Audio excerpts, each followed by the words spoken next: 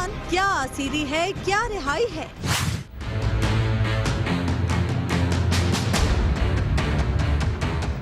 आला अदलिया में कोई फैसला कब तक महफूज रह सकता है।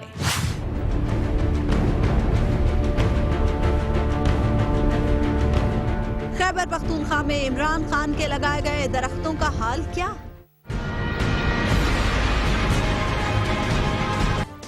अस्सलाम वालेकुम नाज़रीन, आप देख रहे हैं प्रोग्राम खबर यह है और मैं हूं आपके साथ उस्मान ओमान। नाज़रीन, एमकेएम में तफरीक के बाद एमकेएम पाकिस्तान आज अपना पहला यौम तासीस मना रही है और इस हवाले से तकरीब की तैयारियां भी मुकम्मल हैं। और ऐसे में कारकुनों की यादगार शोहदा पर आमद के पेश नज़र अजीज़ाबाद में रेंजर्स को भी तैनात कर दिया गया है। क्या सूरत हाल है यौम तासीस के हवाले से, इसके बारे में जानने के लिए हमारे नुमाइंदा किरण खान हमारे साथ मौजूद हैं। किरण, पिछले सालों में जो यौम तासीस मनाया जाता रहा, आपने उसकी भी कवरेज की और आज जो यौम तासीस एमकेएम पाकिस्तान की जानिब से मनाया जा रहा है वहां पर भी आप मौजूद हैं। क्या फर्क आपको नजर आ रहा है, लोगों की दिलचस्पी कितनी है? जी बिल्कुल, अगर एमकेएम पाकिस्तान के 33वें यौम तासीस की हम बात करें तो अलग-अलग एमकेएम पाकिस्तान और लंदन इस यौम तासीस को मना रहे हैं।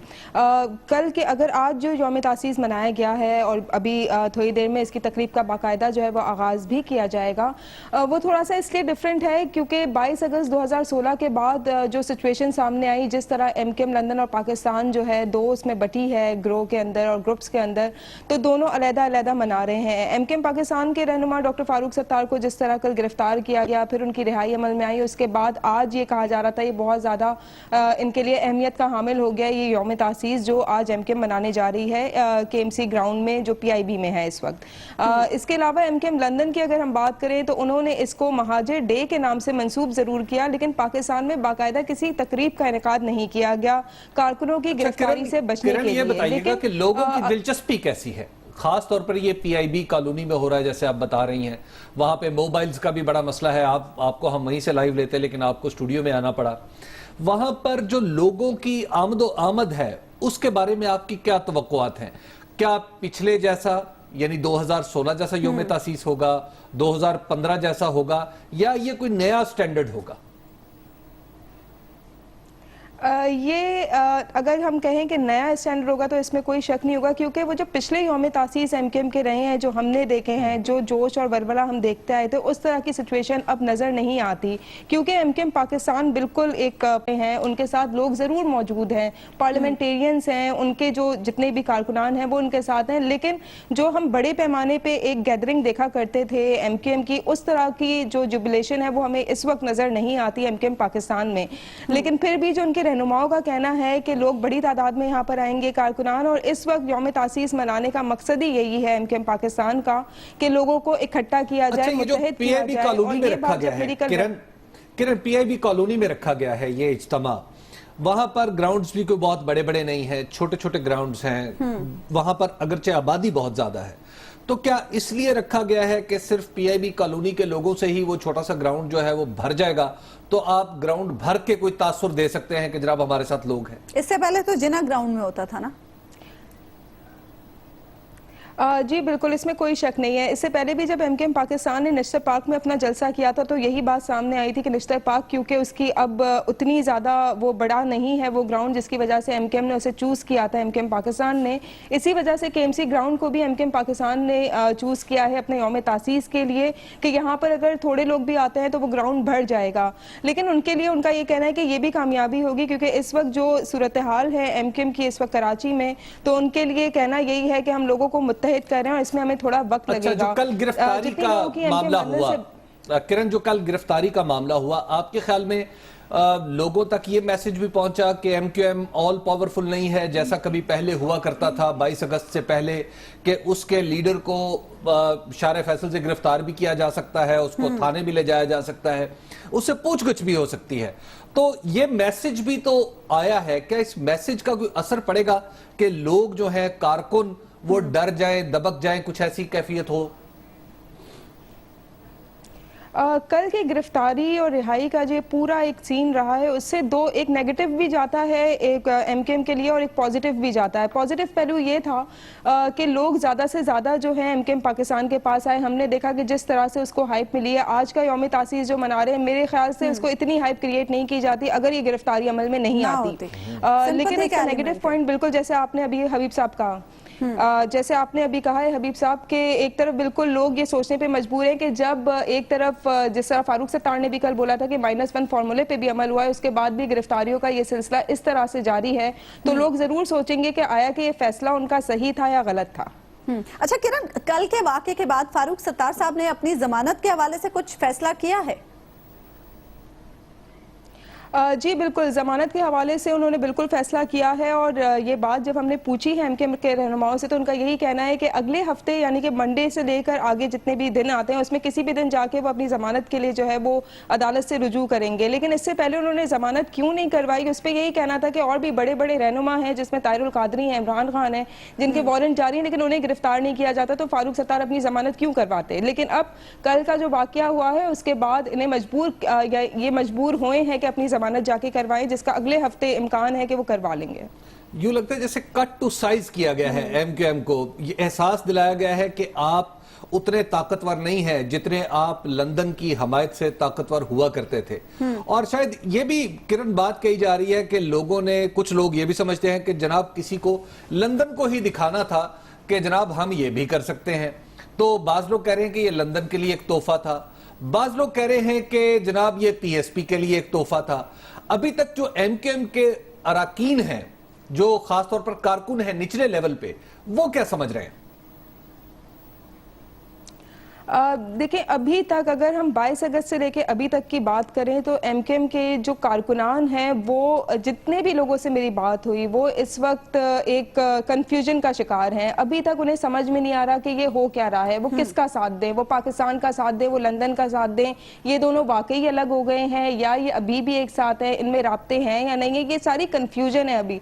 और बहुत सारे लोग ऐसे जो खामोश हो गए, वो ना लंदन के लिए बोलते हैं ना वो पाकिस्तान के साथ तो एमकेएम पाकिस्तान को खत्म क्यों नहीं कर रही है किरण? बिल्कुल, ये बारहा हमने बात की तो उनका यही कहना है कि इस कंफ्यूजन को कैसे ख़त्म किया जाए। हमने वो तमाम तर बातें कर दी जो कि इस कंफ्यूजन को दूर कर सकती थी, लेकिन फिर भी जो लोग हैं उनके शक ख़त्म नहीं होते। बल्कि कल तो ये भी बात हुई कि -1 फार्मूला नाफिज हो चुका है, ये भी बात हुई कल प्रेस कॉन्फ्रेंस में जो रात गए हुई वो उस रिहाई के बाद, तो उसमें तो ये बात भी हुई कि जनाब -1 फार्मूला नाफिज हो चुका है, अब हमें क्यों तंग कर रहे हैं। बिल्कुल ये बात है कि कल -1 फार्मूले की दो टोक बात की गई है कि उस पर अमल कर लिया गया और इसके बावजूद जो है मुकदमात जो बनाए गए थे 22 अगस्त के वो ख़त्म नहीं किए गए। और फिर ये बात भी दोहराई गई कि उन मुकदमात को भी ख़त्म किया जाए, उन तमाम कारकुनान को भी रिहा किया जाए जो इन मुकदमात के ज़रिए जिन्हें पकड़ा गया है, जिन्हें गिरफ्तार किया गया है। ये तमाम तर सिचुएशन है, लेकिन इस वक्त हमें एमकेएम पाकिस्तान कन्फ्यूजन का शिकार ज़रूर नज़र आ रही है। उन्हें एक हिकमत अमली नज़र नहीं आ रही कि वो कोई हिकमत अमली उन्होंने ऐसी बनाई है कि जो लोगों को इस कंफ्यूजन से निकाल सके। ठीक है, बहुत शुक्रिया किरण खान, आपने हमें इस तमाम तर सूरत हाल से अपडेट किया। एक ब्रेक लेंगे नाज़रीन और ब्रेक के बाद गुफ्तगू के सिलसिले को हम आगे बढ़ाएंगे।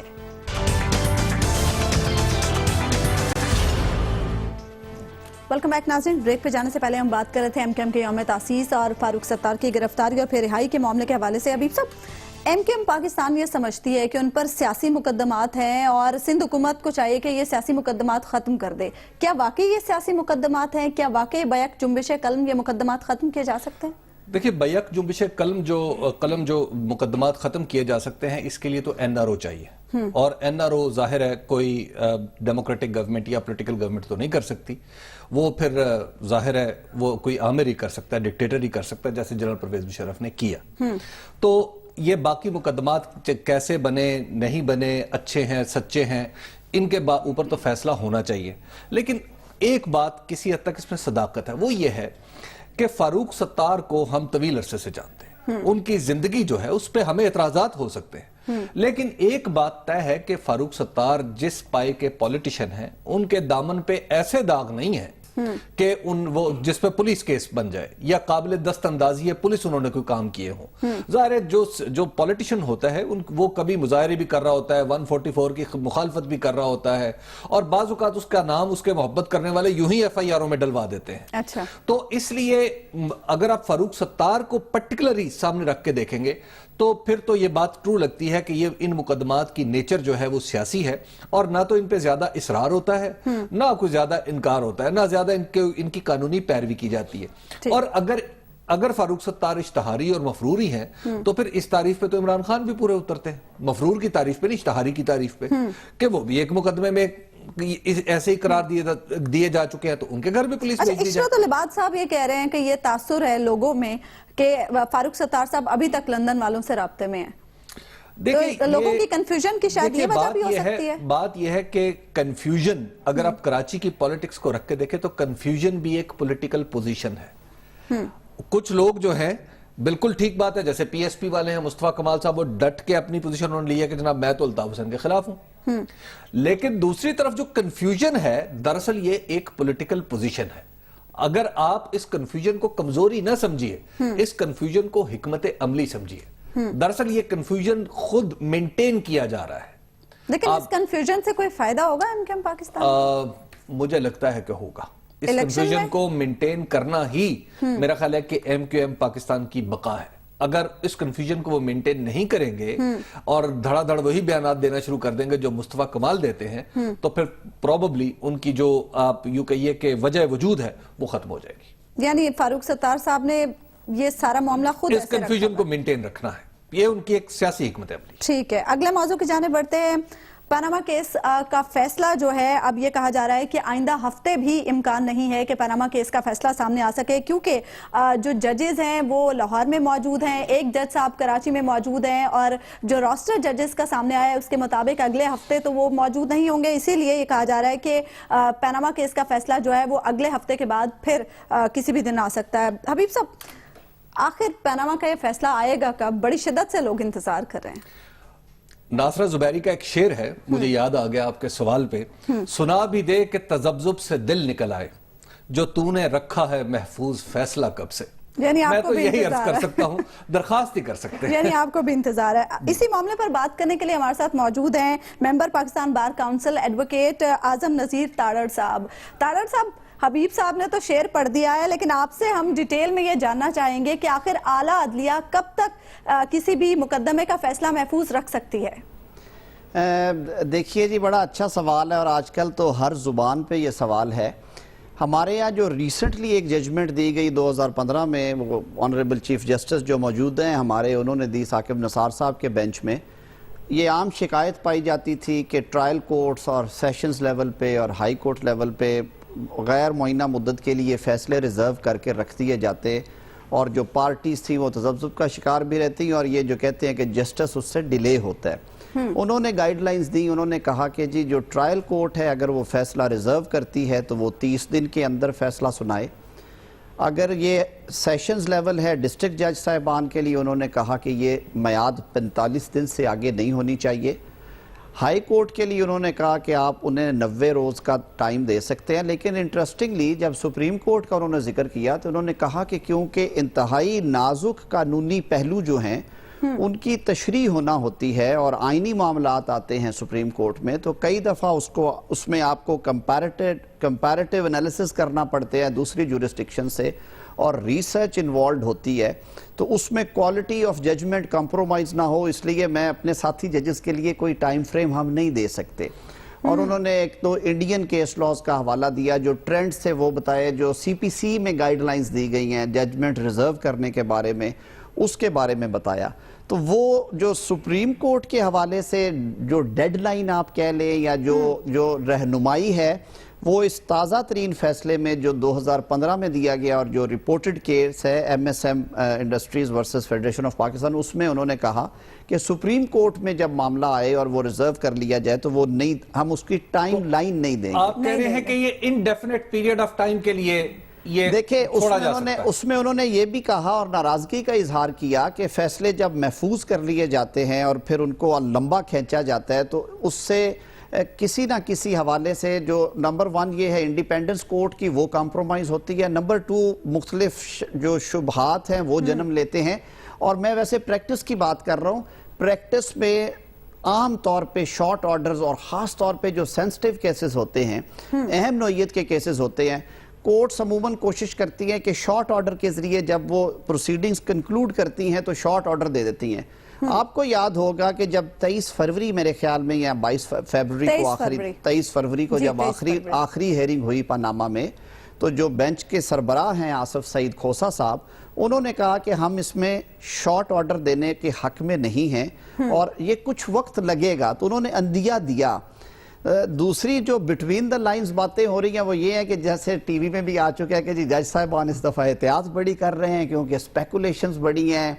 اب یہ ماڈرن ٹرینڈ ہے، میڈیا پہ یہ چیزیں ڈسکس ہوتی ہیں، تو ایون جو اور جو نہیں ہوتی وہ سوشل میڈیا پہ ہوتی ہیں، وہ وہاں پہ آ جاتی ہیں. تو انٹرسٹنگلی اس دفعہ جو سنا جا رہا ہے وہ یہ ہے کہ ایون جو سیکریٹریل سٹاف ہے وہ بھی انوالو نہیں کیا جا رہا، اور معزز جج صاحبان اپنے لیپ ٹاپ پہ خود ہی وہ ساری کام اور ریسرچ کر کے اس کو تیار کر رہے ہیں. یعنی تجسس مزید بڑھ رہا ہے. اعظم نظیم کیونکہ تاڑا صاحب آپ ہمارے ساتھ موجود رہیں گے، ایک بریک لیں گے ناظرین، اور بریک کے بعد گفتگو کے سلسلے کو ہم آگے بڑھائیں گے.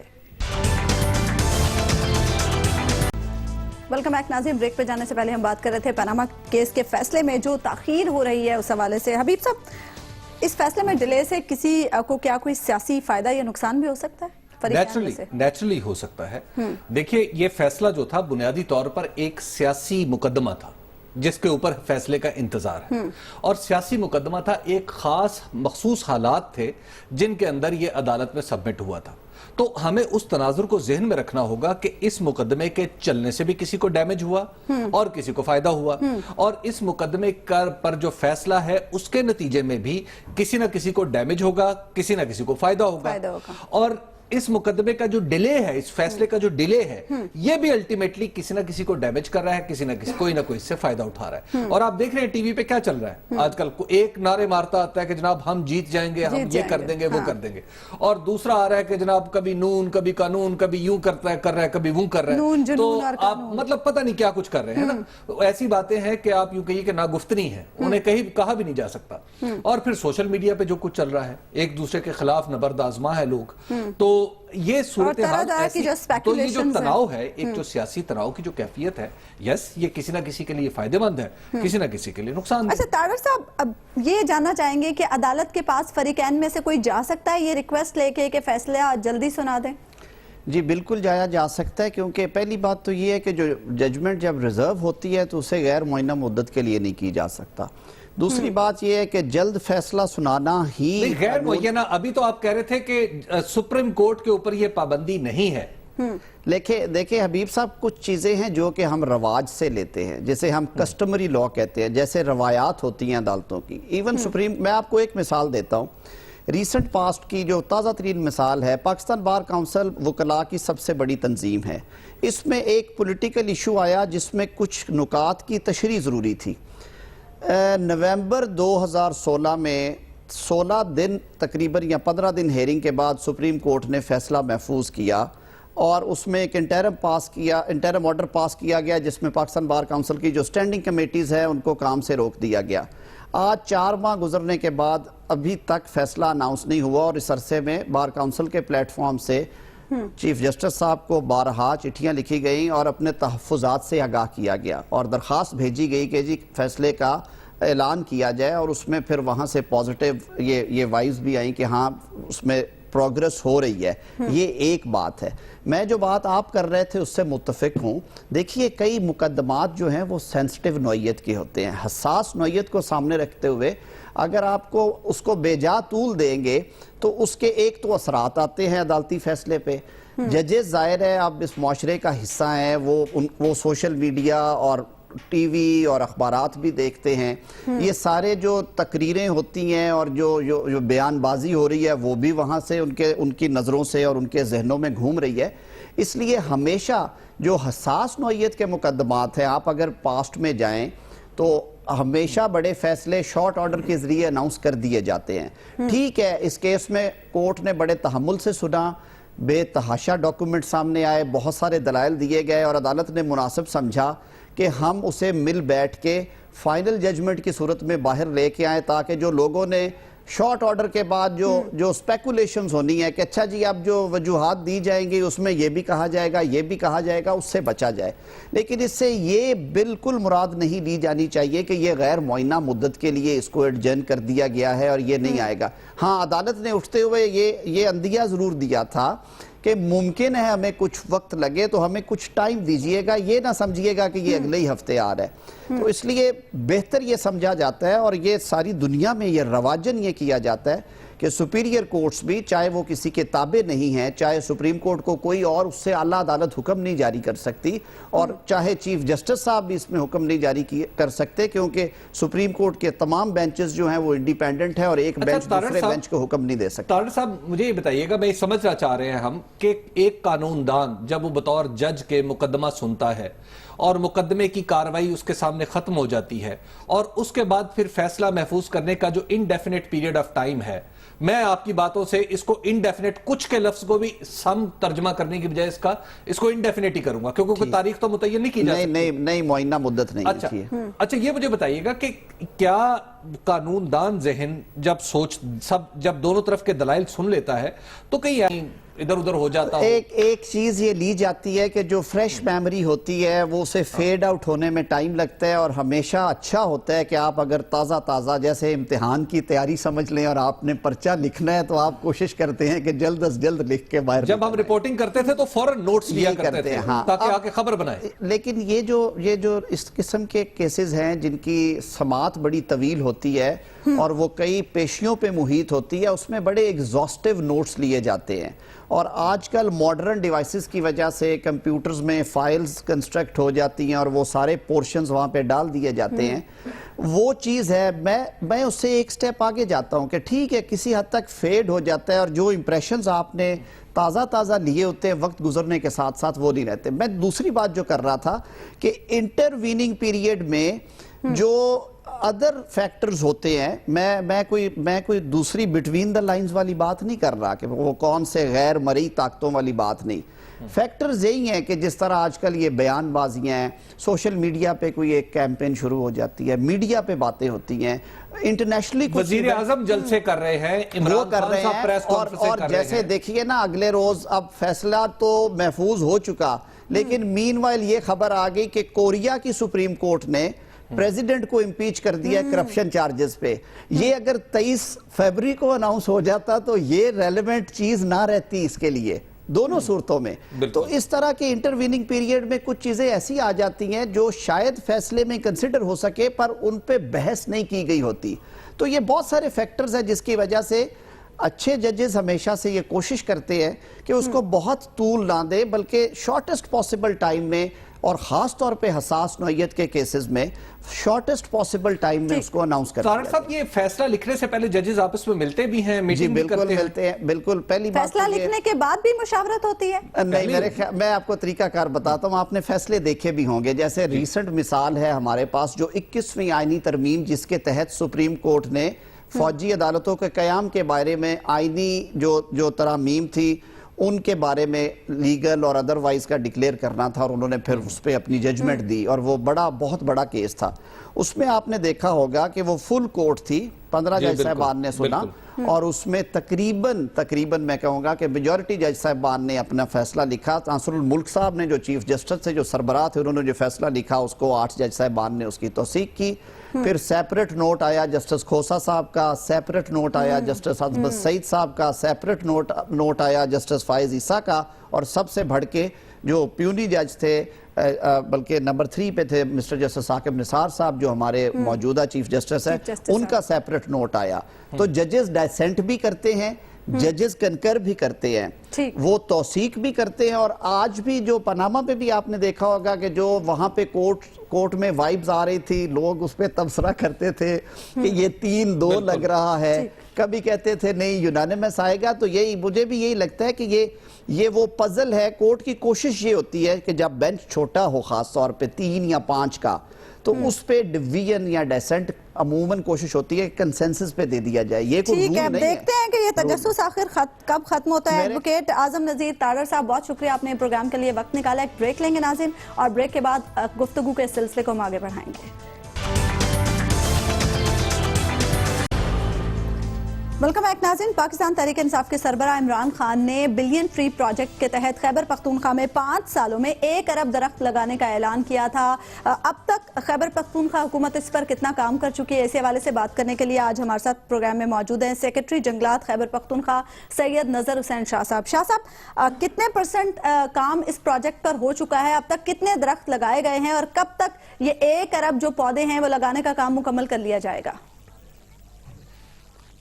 جی، یہ 2 سال پہلے یہ پروجیکٹ ہم نے شروع کیا تھا، اور اللہ کے فضل سے ابھی تک ہم اس میں 807 ملین پلانٹس ابھی تک ہم ریز کر چکے ہیں، اور دسمبر 17 میں انشاءاللہ یہ کمپلیٹ ہو جائے گا. ریز کرنے سے مراد کیا ہے؟ ریز کرنے سے مراد یہ ہے کہ آپ نے نرسریوں میں پیدا کیے، رائٹ؟ نہیں حبیب اکرم صاحب، ریز کرنے سے مراد یہ ہے کہ نرسریوں پلانٹ زمین پہ ریز کر رہے ہیں. نرسریوں میں تو سیپلنگ ہم صرف وہ گرو کرتے ہیں، سیپلنگ. پلانٹ جب گراؤنڈ میں چلے جاتے ہیں تو that is raising of the trees. اس ریزنگ کے لیے ہم نے 4 ٹیکنیکس یا 4 میتھڈ ہم کر رہے ہیں، وہ میں بعد میں آپ کو بتاؤں گا. پہلے میں آپ کو یہ بتاتا چلوں کہ 5 سال کا پروجیکٹ تھا. یہ ہمارا دسمبر 14 میں شروع ہوا، اور یہ 2019 میں یہ جا کے کمپلیٹ ہونا تھا. لیکن کچھ حالات ایسے بنے، کچھ اس کا اتنا اچھا رسپانس ہمیں ملا، لوگوں کا کوآپریشن، لوگوں کی انوالومنٹ، اور پولیٹیکل لیڈرشپ کی جو ایک سٹرانگ ریزالو اور ایک اونرشپ تھی، اور ڈپارٹمنٹ کے لوگوں کا، جو فارسٹ ڈپارٹمنٹ کا سٹاف اینڈ آفیسرز، ان کی جو کمٹمنٹ تھی، تو یہ سارے فیکٹرز ملا کے تو یہ 5 سال سے اللہ کے فضل سے ہم اسے ریڈیوس کر کے 3 سال پہ لے آئے ہیں. اور یہ بھی میں آپ سے شیئر کروں کہ یہ دنیا کا 4تھا بڑا انیشیٹو ہے، اور کسی صوبے یا سب نیشنل اینٹیٹی کے پارٹ پہ یہ دنیا کا پہلا بڑا انیشیٹو ہوگا. اچھا شاہ جی، آپ کے نظر حسین شاہ صاحب، آپ کی تو بہت ساری زمینیں جو ہیں وہ قبضے میں ہے بہت ساری جگہوں پہ، تو وہ زمینیں آپ نے چھڑوا لی ہیں جہاں پہ جنگلات اگنے ہیں؟ حبیب اکرم صاحب، ہم نے جو ہماری زمینیں تھی فارسٹ ڈپارٹمنٹ کی، الحمدللہ نہ صرف ہم نے وہ چھوڑائی ہیں، بلکہ جو ہمارے دوسرے ڈپارٹمنٹ تھے، لائک CNW ڈپارٹمنٹ تھا، اریگیشن ڈپارٹمنٹ تھا، یہ واپٹا کی کچھ جو ہماری CRBC کی زمینیں تھیں، اس طرح مختلف ڈپارٹمنٹ کی جو زمینیں تھیں وہ بھی ہم نے واگزار کروا لی ہیں. اور کچھ زمین KP کے باہر یعنی پنجاب میں بھی تھی، وہ بھی ہم نے کوئی 18,000 کنال وہاں پہ بھی ہمارے پروونشل گورنمنٹ کی زمین تھی، وہ بھی ہم واگزار کروا چکے ہیں، اور اس پہ موسٹلی ہم نے پلانٹیشن. اور جو ٹمبر مافیا ہے اس کا کیا علاج کیا ہے آپ نے؟ جو درخت کاٹ لیتے ہیں، اگاتی تو گورنمنٹ ہے یا اگ جاتے ہیں، جو کاٹتے ہیں ان کا کیا علاج کیا آپ نے؟ اس کے لیے ہم 2 فیز اسٹریٹجی ہم نے اڈاپٹ کی ہے جی. ایک تو یہ کہ جزا اور سزا کا جو ہمارا سلسلہ چل رہا ہے، وہ آپ کے نوٹس میں ہوگا، اس صوبے کی تاریخ میں پہلی بار یا اس ملک کی تاریخ میں 2 چیف کنزرویٹرز کو ہم نے سسپینڈ کیا، سینئر سٹاف سے ہم نے سٹارٹ لیا، اور ٹمبر مافیا کے خلاف ہم نے کریک ڈاؤن شروع کیا. تو ابھی تک more than 400 جو اوفینڈرز تھے they are behind the bars, اور more than 600 ہمارے جو ایلیگل سا مشین تھیں، جو یہ آرا مشینیں ہوتی ہیں جہاں پہ یہ لکڑی کاٹتے ہیں، تو وہ ہم نے ڈسمنٹل کی ہیں. اس کے علاوہ more than 200 ہمارے یہ جو پاور چین سا مشینز ہوتی ہیں، یہ ہینڈی ہوتی ہے، آپ اس کو ہاتھ میں کیری کرتے ہیں. اور شاہ صاحب، اس منصوبے کی شفافیت کے حوالے سے آپ کیا کہیں گے؟ کیونکہ کچھ خبریں یہ آ رہی ہیں کہ کچھ بے ضابطگیاں اور بدعنوانیاں اس منصوبے میں دیکھنے میں آ رہی ہیں. پودے مہنگے خریدے جا رہے ہیں، یہ بھی ایک بات ہو. گورنمنٹ کی نرسری سے ایک پودا 6 روپے میں خریدا جا رہا ہے، جبکہ پرائیویٹ نرسریز میں وہ 2 روپے کا. جی نہیں، یہ جو ہمارا بیسیکلی یہ پروجیکٹ تھا، یہ سوشل اپلفٹ کا، اور لوگوں کی یہ جو بلو پاورٹی لائن جو لوگ رہ رہے ہیں، بیسیکلی یہ مقصد یہ تھا کہ پروونس کے اندر ایک اکنامک ایکٹیویٹی جنریٹ کی جائے. اور یہ بھی میں آپ کو بتاتا چلوں کہ یہ فارسٹ سیکٹر کا یہ دنیا کا واحد پروجیکٹ ہے کہ جس میں ہمیں پریپریٹری فیز کوئی بھی نہیں ملا. دا مومنٹ یہ پروجیکٹ لانچ ہوا اور ساتھ ہی اس کی امپلیمنٹیشن شروع ہو گئی، اور یہ 6 روپے کا بائی بیک ہمارا ایگریمنٹ ہوتا ہے. ٹیوب پلانٹ ہم 6 روپے کا لیتے ہیں، اور 9 रुपए का हम बे रूटेड लेते हैं जो नंगी जड़ वाले पौधे होते हैं। और इसमें जो अल्टीमेटली आपको ट्रांसपेरेंसी का अंदाजा इससे लगा लें कि हमारे जो PC1 की कापी, हमारे हर्ड फॉरेस्ट डिवीजन की जो टोटल एक्सपेंडिचर है हमारी वेबसाइट पे अवेलेबल है। और ये ओरिजिनली प्रोजेक्ट कंसीव किया गया था 22 अरब रुपए का, और इसे रिड्यूस करके हम नीचे ला रहे हैं, और होपफुली इंशाल्लाह ये 14 ठीक है और बहुत 16 शुक्रिया बिलियन के नजर बीच हुसैन शाह में साहब, आपने ये- हमारे प्रोग्राम के लिए वक्त निकाला। हबीब साहब, नजर हुसैन शाह साहब तो कह रहे हैं कि वक्त से पहले ही 3 साल में ये प्रोजेक्ट मुकम्मल कर लिया जाएगा। देखिए जो प्रोजेक्ट है ना बिलियन टी प्रोजेक्ट, ये इसके मैंने कुछ मज़ाहिर खुद भी देखे हैं, अपनी आंखों से भी देखे हैं कि वो जगह जहां पे कभी हम जाया करते थे और वहां पे चटियल मैदान था या पहाड़ था, तो वहां पर अब आहिस्ता आहिस्ता दरख्त जो हैं वो उगते हुए नजर आ रहे हैं। और खास तौर पर मैं आपको दिलचस्प बात बताऊं कि गिलगित का जहां पे कुछ हिस्सा लगता है, गिलगित और केपी के जहां पहाड़ आपस में मिलते हैं, फिजा भी एक जैसी है, मौसम भी एक जैसा है, बारिशें भी एक जैसी होती हैं। आप वहां पे अंदाजा नहीं कर सकते कि आपका कौन सा कदम केपी के पहाड़ पे है और कौन सा कदम गिलगित के पहाड़ पे है। अच्छा। तो आप वहां पे देखिए कि केपी के उन पहाड़ों पर भी वहां आपको दरख्त नजर आ रहे हैं, सैपलिंग्स, छोटे छोटे दरख्त हैं जो उगते हुए नजर यानी आ रहे खान हैं। साहब का वादा किसी हद तक पूरा हो गिलगित रहा है वाली वहां साइड पे वहां पे आपको दरख्तों की कमी नजर आती है। तो ये आपकी सूरत हाल, यानी एक अब तक ये पाकिस्तान के कुछ कामयाब प्रोजेक्ट्स में से एक प्रोजेक्ट है। ठीक, प्रोग्राम का वक्त नाज़रीन खत्म हुआ। आपसे मुलाकात होगी इंशाल्लाह अगले हफ्ते, अल्लाह ने के बाद।